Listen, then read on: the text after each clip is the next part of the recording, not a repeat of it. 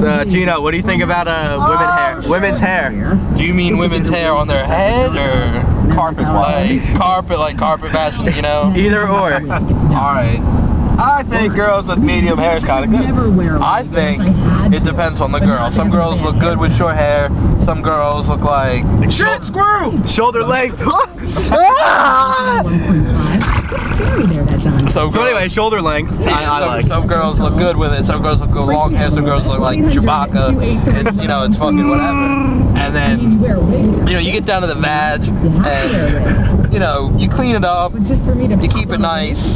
Don't put like that little landing strip line that looks like shit. Like either shave it all the way, or just keep it clean. Don't let it bust out, and don't like make it in little shapes. That looks ridiculous. Yeah. Little shapes. Yeah, like little lines, and stars, and hearts. Stars? I never saw a star. Nah, stars? Me neither, but that would be cool as shit. It would look terrible, but it would be cool as shit. Let's eat out stars. Dude, hell yeah.